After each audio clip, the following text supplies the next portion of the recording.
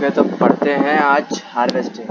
Last class तक हमने पढ़ा था वीड रिमूवल की टेक्निक्स और वीड कैसे कैसे आती हैं और कैसे कैसे को भेजा जाता है और होती क्या है। ठीक है, ये सब चीज़ें पढ़ी थी हमने लास्ट क्लास में। आज हम पढ़ेंगे हार्वेस्टिंग के बारे में। ठीक है, अगला जो पॉइंट आता है वो होता है हार्वेस्टिंग। तो हार्वेस्टिंग क्या होता है? हार्वेस्टिंग का हिंदी में साफ सीधा मतलब बोले तो कटाई। ठीक है, काट के उसको फिर अदर फर्दर यूज में लेना। ठीक है, harvesting of a crop is an important task. The cutting of a crop after mature is called harvesting. जब क्रॉप तैयार हो जाती है, बिल्कुल मेचर हो जाती है, मेचर कैसे, जैसे गेहूँ अगर जब अपन होली के टाइम पे लेके आते हैं तो वो थोड़े कच्चे कच्चे बालें रहती हैं। होली के टाइम पे बालें खाई हैं? कैसा? होलिका दहन के लिए हम बालें लेके आते हैं, वो गेहूँ की बालें होती हैं। ठीक है, बस वो तो उस टाइम पे थोड़ी हरी हरी कलर की रहती है ना, उसको हम चबाते हैं, वो चबाने में जो चुएबल रहती हैं। ठीक है, लेकिन जब अभी जो हम गेहूँ लेके आते हैं वो चुएबल नहीं होता, वो काफ़ी यस। टाइट होता है, काफ़ी वो होता है। तो जो बालें हम लेते हैं वो इमेचर रहती हैं। ठीक है, जो पक्के जो गेहूँ आते हैं हमारे पास वो मेचर रहते हैं। तो जब मेचर टाइम पे जब होते हैं तो हम उसे कटाई बोलते हैं, हार्वेस्टिंग बोलते हैं। ठीक है, हार्वेस्टिंग जैसे हार्वेस्टिंग जैसे गेहूँ की हो गई, हार्वेस्टिंग सरसों की हो गई। जब सरसों की जब हार्वेस्टिंग होती है उसके बाद में उसकी जो फली रहती हैं उन पूरी फलियों को इकट्ठा कर करके फिर उनको कूटा जाता है, उनको मतलब पटका जाता है। उनको पटकने से क्या रहता है, उसमें से जो पकी हुई सरसों रहती है वो बाहर गिरना चालू हो जाती है और फिर गिर जाती है तो फिर हम उसको साफ करके फिर वो मार्केट में सेल आउट के लिए आ जाती है, उधर जैसे मंडी में आ जाती है। ठीक है, in harvesting crops are pulled out और cut to the ground is usually take 3 to 4 months to cereal crop to mature. अगर हम कोई एक सीरियल क्रॉप, जैसे सीरियल क्रॉप कौन कौन सी हो गई, गेहूँ हो गया, सरसों भी हम उसी में काउंट कर लेते हैं जैसे, और वीट, मेज। मेज हो गया। ठीक है, ये सब चीज़ें सीरियल क्रॉप हो गई। इन सीरियल क्रॉप्स को 3 से 4 महीने लगते हैं मेचर होने में। फिर 3 से 4 महीने के बाद इनकी हार्वेस्टिंग की जाती है। Harvesting is in our countries either done by manually bicycle, एक इस टाइप का औजार रहता है, इस टाइप के औजार से काट काट के किया जाता है, या फिर एक हार्वेस्टर आता है, पूरी मशीन रहती है, उस मशीन को ले जाते हैं सीधे ट्रैक्टर के पीछे लगा के, या फिर वो पूरा मेन अलग से ही आता है और उसको ले जाके सीधे खेतों में ले जाते हैं और फिर वो सीधा कटाई करता है। ठीक है, उसमें थोड़ा सा टाइम बचता है, मैनुअली थोड़ा सा टाइम लगता है। ठीक है, दोनों ही कोई भी मेथड का यूज़ कर लो, दोनों बढ़िया मेथड है। In the harvested crop the grain seeds needs to be separated from the chaff. This process is called threshing. ये जब हार्वेस्टिंग हो गई, जब हम पूरे फसल को काट लाए तो काटने के बाद में हम उस फसल में से जो मेन सीड्स हैं, जैसे मान लो वीट है, वीट में से हमको अंदर अंदर के जो दाने निकालने हैं, तो उस प्रोसेस को निकालने वाली प्रोसेस को थ्रेशिंग बोलेंगे। ठीक है, the machine out of carried out with the help of machine is with called combined, which is in fact a harvester as well as thresher।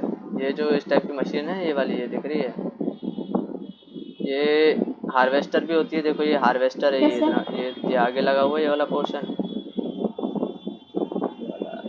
इतना पोर्शन जो है यस। इसे हार्वेस्टर बोलते हैं, ये आगे। और अंदर ये वाला जो पोर्शन है यहाँ पे तो ड्राइवर बैठता है, ये वाला इस जगह पर रहता है पूरा इधर, वो रहता है, थ्रेशर रहता है। क्या रहता है, इधर से हार्वेस्टेड क्रॉप आती है, इधर से कलेक्ट होती है, ऊपर जाती है और थ्रेश होती है, उसको मतलब बिल्कुल फटकाती है वो मशीन अंदर ही अंदर अपने। तो फटकाने से क्या होता है, उसका जो सीड्स रहते हैं वो झड़ जाते हैं उसमें से और अलग हो जाते हैं, उसे वो जो पूरी फिर उसे थ्रेशिंग बोलते हैं। ठीक है, वो काम थ्रेशर करता है। ये एक मशीन है जैसे यस। जैसे कंबाइन बोलते हैं। कंबाइन के अंदर दोनों चीज़ें होती हैं, थ्रेशिंग और हार्वेस्टिंग। ठीक है,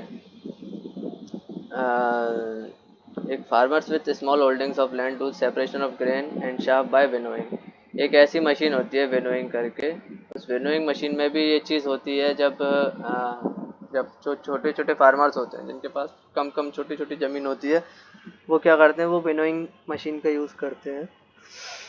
विनोइंग मशीन भी वही काम करती है जो एक थ्रेशर करता है, जो सीड्स को अलग अलग करने वाला काम। ठीक है, वो भी सेपरेशन ऑफ ग्रेन करता है विनोइंग। इसमें एक पंखा लगा रहता है, अंदर जाती है कटती है और फिर उसके बाद वो पंखा क्या करता है, फटक से जो बहुत दूर तक सीड को फेंकता है। फेंक देता है तो एक जगह एक कोने में जाके पूरे सीड्स जमा होना चालू हो जाते हैं।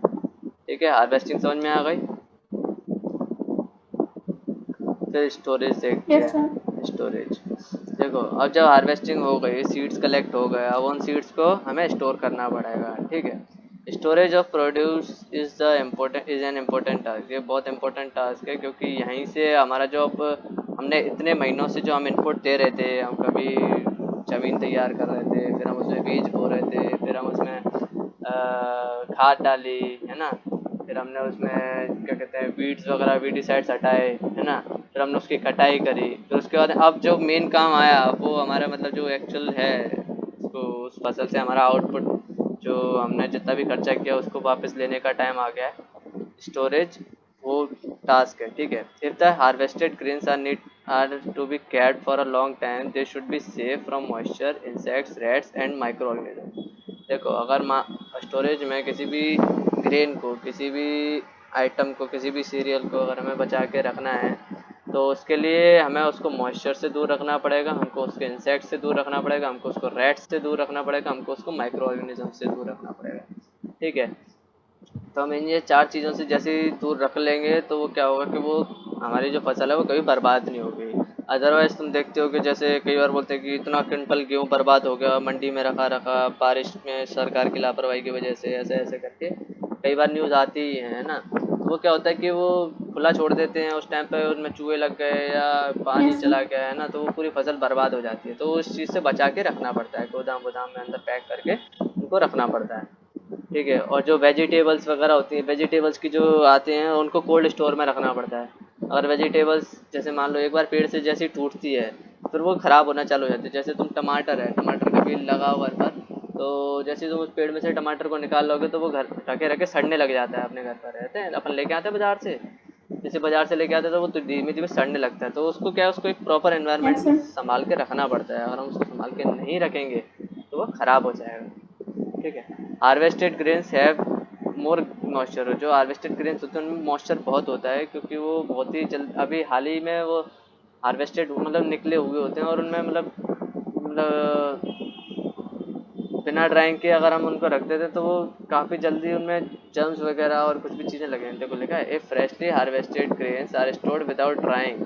और उनको ड्राई करे बिना ही हम उनको स्टोर कर देंगे, दे मेड गेट स्पॉइल्ड और अटैक्ड बाय ऑर्गेनिजम्स। कोई भी किसी भी ऑर्गेनिज्म से अटैक किए जा सकते हैं क्योंकि देखो मॉइस्चर जो भी किसी चीज़ में होता है, तो किसी भी चीज़ में जब पानी या मॉइस्चर होता है ना तो उसमें से खुशबू आ रही होती है हल्की हल्की। अगर उसमें से कोई खुशबू नहीं आ रही होगी ना मतलब वो चीज़ ड्राई है। ड्राई चीज़ों में से उतनी खुशबू नहीं आती है जब तक हम उसको थोड़ा सा भिगोए नहीं। हमेशा देखना इस चीज़ को। Yes. ठीक है, तो जैसे अटैक्ट बाय ऑर्गेनिजम्स, आप खुशबू होगी तो ऑर्गेनिजम्स को अट्रैक्ट करेगी, फिर making them unfit for the use और फॉर जर्मिनेशन। अब क्या होगा कि उसको हमारे खाने के मतलब में भी अनफिट हो जाएगी वो चीज़, और फिर फर्दर जर्मिनेशन के लिए मान लो क्या है कि वो जो सीड्स हमने जो जैसे हमने खेती करी है जिस चीज़ की, तो हम उन्हीं को एज अ सीड भी यूज़ कर सकते हैं। सीरियल्स में तो मेन लीजिए चीज़ बहुत होती है। ठीक है, वही सीड की तरह ही काम करते हैं। अब क्या है कि अगर हम मान लो कुछ पहले लोग क्या करते थे, पहले Yes. जितनी खेती हुई उसमें से कुछ सीड बचा के फिर उनको दोबारा बो के खेती करते थे। अब तो सीड अलग से आते हैं, है ना, अब तो सीड्स अलग से आते हैं, पहले उसी में ही आते थे। तो पहले उसी में ही सब आते थे। अब क्या है कि जो जैसे making them unfit for the germination, germination के लिए फिर वो अनफिट हो गए। Hence before storing them the grains are properly dried in the sun to reduce the moisture in them. This prevents attack by insects, pest, bacteria and fungi. Sir आवाज नहीं आ रही। अब ये आवाज़ आ रही है? हेलो हेलो हेलो, आवाज़ आ रही है बेटा? सर स्क्रीन भी नहीं आ रही आपका। एक मिनट एक मिनट एक मिनट। अरे कुछ नहीं, कहीं से गई। टीम कौन है और कौन है मीटिंग में?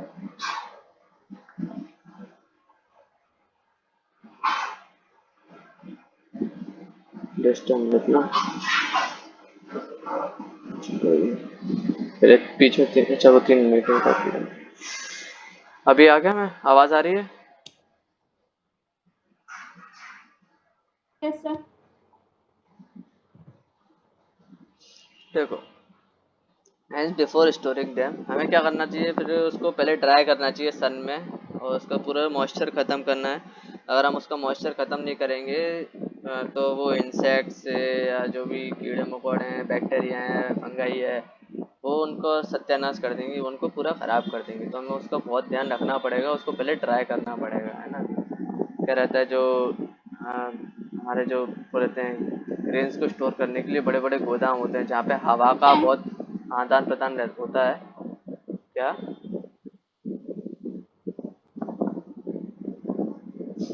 ठीक है। सर फिर से मेरी आवाज। अभी आवाज आ रही है? यस। हाँ। Yes sir. ठीक है, यस सर। तो एक मिनट, एक मिनट। देखो, तो हमें उनको क्या करना पड़ता है, उनको ड्राई रखना पड़ता है। तो ड्राई के लिए देखो, जैसे ये वाले जो सिलोज रहते हैं स्टोरेज ऑफ ग्रेन्स के लिए, ये क्या है, ये इधर जूट बैग्स में से क्या रहता है कि हवा का आदान प्रदान इजीली होता रहता है। तो उधर क्या है, उधर मॉइस्चर अंदर कलेक्ट नहीं होता, मॉइस्चर जो रहता है वो अंदर बाहर होता रहता है इजीली। तो जिन भी चीज़ों में मॉइस्चर की ज़रूरत नहीं होती है, वहाँ पे जूट बैग्स का यूज़ करते हैं, जहाँ पे मॉइस्चर अंदर ना जाए या फिर किसी इन्वायरमेंट का उस पर इफेक्ट ना पड़े, उसके लिए फिर हम जो शुगर वाले कट्टे देखें, शुगर वाले कट्टे मेनली किसके रहते हैं, थोड़े प्लास्टिक बेस्ड रहते हैं, ठीक है। और जो ग्रेन्स के रहते हैं वो जूट बेस्ड रहते हैं, ठीक है। उसके पीछे ये चीज़ रहती है कि शुगर वालों में मॉइस्चर का बिल्कुल भी, मतलब उसके अंदर हवा भी अगर जाती है तो वो घुलना चालू हो जाती है ना। तो उसको बिल्कुल पैक रखते हैं। और जो इधर हैं जूट वगैरह हैं, जूट वाले बैग हैं, और इसमें वीट्स में, अगर वीट में थोड़ी बहुत हवा जाएगी तो उधर वो मॉइस्चर को सुखाने का काम करते हैं, ना कि मॉइस्चर को बनाने का काम करती है, ठीक है। तो farmer store grain in jute bags और मेटेलिक बिन्स, या फिर मेटेलिक बड़े बड़े कंटेनर्स होंगे उनमें रखेंगे, या फिर जूट के बैग्स में रखते हैं। Large scale of grain is done in silos और and granaries to protect them from pest like rats and insects. ये रैट्स और इंसेक्ट से बचाने के लिए सिलोज में रखते हैं। जैसे ये देख रहे हो, ये बड़े बड़े चैम्बर हैं गोल गोल से, ये सब सिलोज हैं। ये अंदर बहुत बड़े बड़े गोदाम टाइप के होते हैं, जो कि यस सर। मतलब गवर्नमेंट वगैरह बनवाती हैं। अभी तो बहुत कम हो गए हैं ये चीज़, अब क्या कि अब लोग प्राइवेटली ही अपने लिए बना लेते हैं सब चीज़ें ना।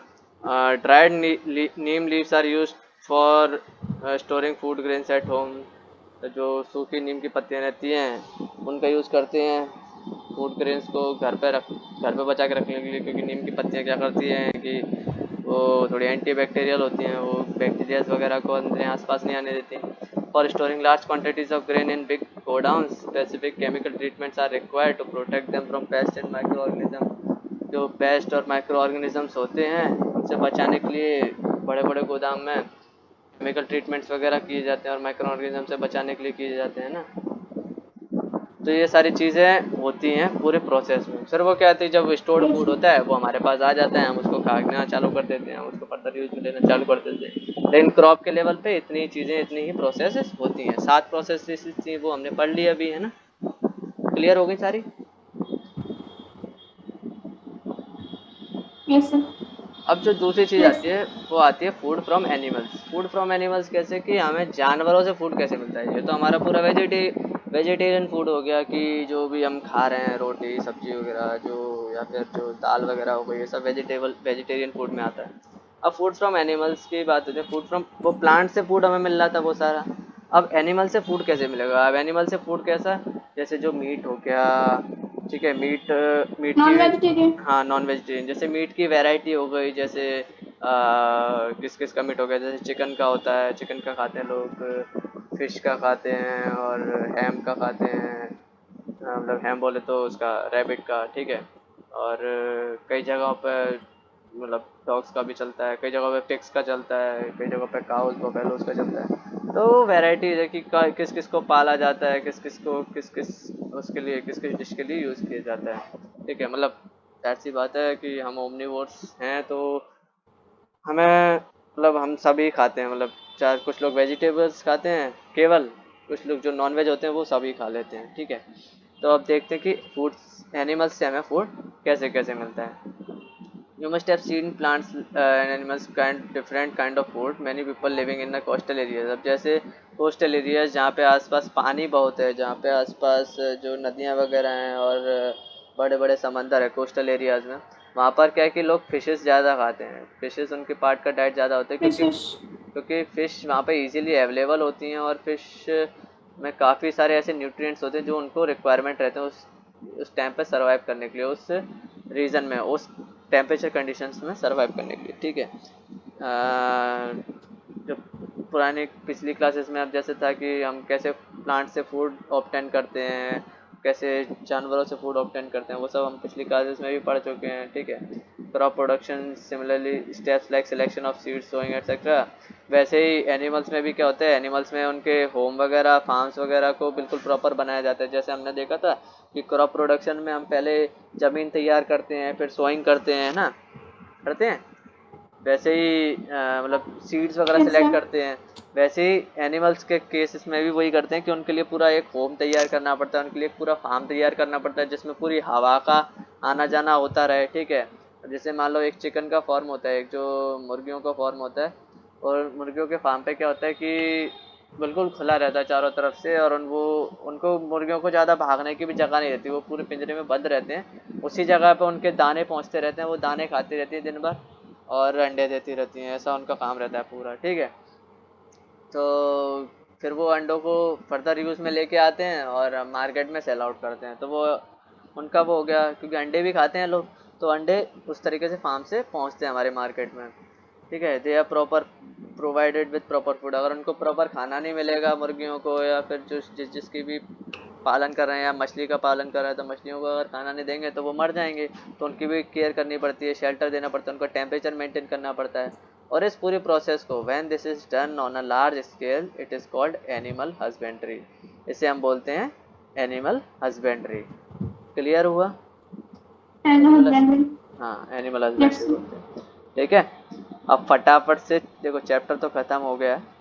अब हम पढ़ते हैं व्हाट हैव यू लर्न, कि हमने इस पूरे चैप्टर में क्या क्या पढ़ा. एक क्विक रिवीजन टाइप का, ये जो पीछे दिया रहता है ये बहुत इंपॉर्टेंट सी चीज़ होती है, इसको हमेशा देख लिया करो. इसमें पूरे चैप्टर का सार होता है. तो देखते हैं. ठीक है. In order to provide food to our growing population we need to adopt certain agriculture practices. देखो, जो भी हमारी ग्रोइंग पॉपुलेशन है उनको फूड पहुंचाने के लिए हमको सर्टेन एग्रीकल्चरल प्रैक्टिसेस करनी पड़ती हैं. एग्रीकल्चरल प्रैक्टिसेस कौन कौन सी, चाहे या तो वो फूड फ्रॉम प्लांट्स के लिए हो, जैसे फूड क्रॉप्स। फ्रॉम प्लांट्स के लिए क्रॉप्स वगैरह हो गई, कि क्रॉप्स बनाना, ज़मीन को साफ करना, फिर उसमें से बीज बोना, फिर उसमें से खाद डाल के, फिर फसल उगा के उनमें से वीड्स वगैरह को हटा के फिर उनकी हार्वेस्टिंग करना, फिर उनको स्टोर करना. ये फूड फ्रॉम प्लांट्स की वो हो गई, प्रोसेस हो गई. और फिर जो दूसरी प्रोसेस होती है वो फूड फ्रॉम एनिमल्स की होती है, कि एनिमल्स को कैसे उनको खाना पहुंचाना है, कैसे उनको अच्छा एनवायरनमेंट मिले, कैसे उनको अब पानी वगैरह भी उनको टाइम टू टाइम मिलता रहे, ताकि उनसे भी हमको खाना मिल सके, है ना. अब ये देखो, पॉपुलेशन, ग्रोइंग पॉपुलेशन को ये सब चीज़ चाहिए होगी. अब देखो, जो लोग आएगा, जो भी मतलब इस दुनिया के अंदर होगा, उसको खाना तो पड़ेगा, और खाएंगे नहीं तो हम जिंदा नहीं रहेंगे, तो उनको खाने की नीड रहेगी हमेशा. अब same kind of plants cultivated at the place constitute a crop. जो सेम काइंड्स ऑफ प्लांट्स जब एक प्लेस पे इकट्ठे किए जाते हैं और उनको कल्टीवेट किया जाता है, तो उसे हम क्या बोलते हैं, क्रॉप बोलते हैं. ये भी पढ़ा था हमने. ठीक है. अगला पॉइंट पढ़ते हैं. In India crops yes can be sir. Broadly categorised into two types based on seasons, rabi and kharif crops. ठीक है. जो इंडिया में अपनी क्रॉप्स मेनली दो हाँ। दो टाइप में कैरेक्टराइज रहती हैं. कौन कौन सी, राबी एंड खरीफ क्रॉप्स. अब आगे वाला पॉइंट समझाओ मुझे.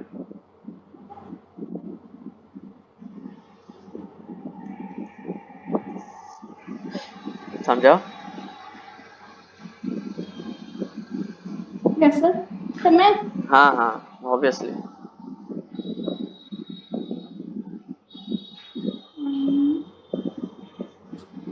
सर आप समझा दो। थोड़ा सा तो बताओ, पढ़ो तो, रीडिंग करो. It is necessary to prepare soil by tilling and leveling. Plows are sir आवाज आई? हाँ आई ना, आ रही है, आवाज आ रही है। सर हाँ बेटा आवाज आ रही है। are you are used for this purpose? देखो पहली लाइन क्या बोले उन्होंने, it is necessary to prepare soil by tilling and levelling. Soil को हम प्रिपेयर कैसे करते हैं, tilling and Filling levelling, and leveling. Levelling से, ठीक है। और इनके लिए जो Leveling. कौन कौन से डिवाइस यूज होते हैं, ploughs and levellers are use Plows, for, hoe and cultivator. And leaves and cultivator भी यूज कर लेते हैं और फॉर दिस पर्पस। ठीक है, क्लियर हो गया ये वाला पॉइंट। अगला पॉइंट पढ़ो। Yes, sir. Sowing of seeds at appropriate depth and distance gives good yield. Good variety of seeds are sown after selection of healthy weeds. Sowing is done by seed drill. ठीक है, clear हुआ। Sowing of seeds at appropriate depth and distances give Yes, good sir. Yield. अगर हम दोनों के बीच में जो proper depth रखें, मतलब प्रॉपर गहराई रखें उनकी सीड्स की, और प्रॉपर डिस्टेंस पे रखें, तो हमको अच्छी फसल मिलेगी, अच्छी यील्ड मिलेगी फसल की ना। आगे की लाइन का क्या मतलब हुआ, good variety of seeds are sown after Yes, sir. Selection of healthy seeds. जो हेल्दी सीड्स का अगर हम सिलेक्शन करते हैं उसी के बाद ही अच्छा वो मिलेगा हमको, जो अच्छी वैरायटी मिलेगी, है ना। Sowing is done by seed drills. जो सोइंग होती है वो किससे Yes, sir. प्रोसेस होती है, Seed drills. Seed drills. ठीक है, ठीक Seed है। drill. Seed drills. Soil needs replenishment and enrichment through the use of organic manure and fertilizers. Use of chemical fertilizers has increased tremendously with the introduction of new crop varieties। क्या हुआ है कि जो soil को replenishment और enrichment पहुंचना बहुत ज़रूरी है ऑर्गेनिक मैन्योर और फर्टिलाइजर्स के थ्रू। अगर हम उनका यूज़ नहीं करते हैं तो जो जो ज़मीन है वो ख़राब होती चलेगी। क्या हो रहा है, जैसे जो केमिकल फर्टिलाइजर्स हैं उन्होंने क्या करा है कि, मतलब उन्होंने जो ज़मीन का है क्या, उन्होंने क्या कि जो नई नई क्रॉप वैरायटीज़ को निजात देना चालू कर दिया। जो नए नए काइंड ऑफ फर्टिलाइजर्स आ रहे हैं उन्होंने क्या करा, उन्होंने फसल को थोड़ा काफ़ी हद तक बदल दिया है। तो वो चीज़ क्या है कि ज़मीन के लिए थोड़ी सी हार्मफुल है, लेकिन हो रही है अभी, हमें उस चीज़ को कम करना है। ठीक है, आगे देखो, supply of water to the crops at appropriate intervals is called irrigation. Irrigation थोड़ा सा बताओ मुझे, क्या बोला उन्होंने यहाँ पर।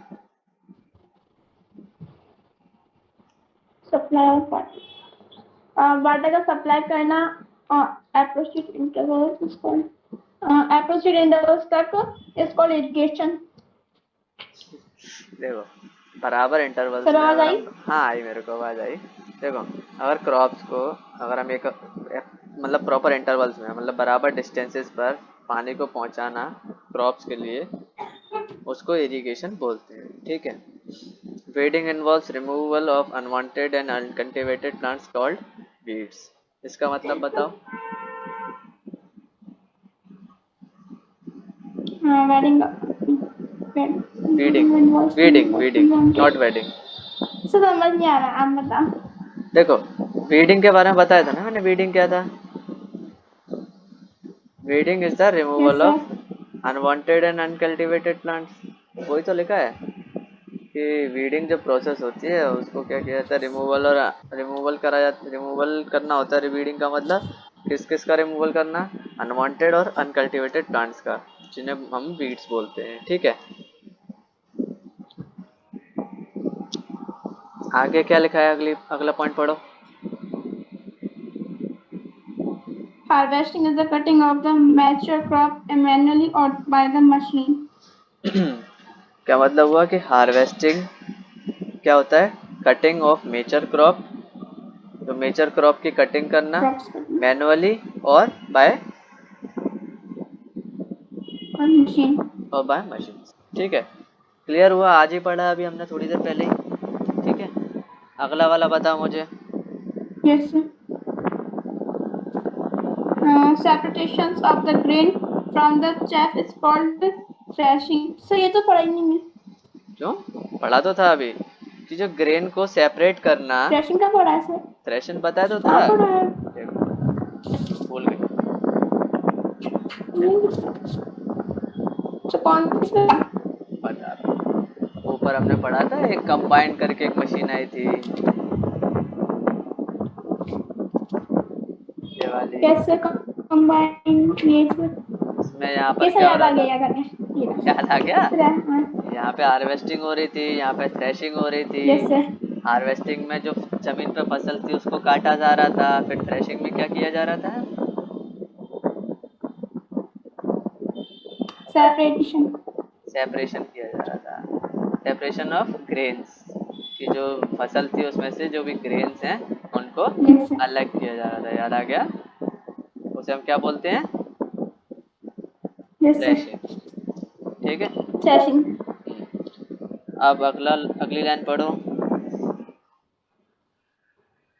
Proper storage of grains is necessary to protect them from pests and microorganisms.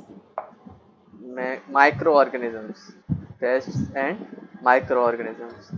ठीक है। सर वही तो बोला। ये आवाज़ साफ नहीं है मेरे पास। प्रॉपर स्टोरेज ऑफ ग्रेन्स अगर हम करते हैं, उनको करना बहुत ज़रूरी है to protect them from pest. Pest क्या हो गए? जो भी कीड़े मकोड़े होते हैं, ठीक है, उनसे, और माइक्रो ऑर्गेनिज्म से। ठीक है। ठीक पेस्ट है। पेस्ट में जैसे कीड़े मकोड़े कम, हमारे ये ज़्यादा आ जाते हैं, जो रेप्टाइल्स और ये जो रहते हैं ना जितने, ये जैसे छिपकली हो गई, सांप हो गया, चूहे हो गए, गिलहरी हो गई, ये सब ज़्यादा आते हैं इसमें, पेस्ट में। ठीक सर है। छिपकली तो घर में बहुत आती हैं। घरों छिपकली में तो घर बहुत में बहुत है। आती हैं। वही। ठीक है। Food is also obtained from animals for which animals are reared, this is called animal husbandry. हमको फूड एनिमल से भी मिलता है, जिसके लिए हम एनिमल्स को भी रखते हैं। एनिमल्स के पालन पोषण को क्या बोलते हैं? Animal husbandry. क्लियर हुआ? हस्बैंड। क्लियर हो गया? Yes sir. यहाँ पर हमारा चैप्टर होता है यस सर। खत्म।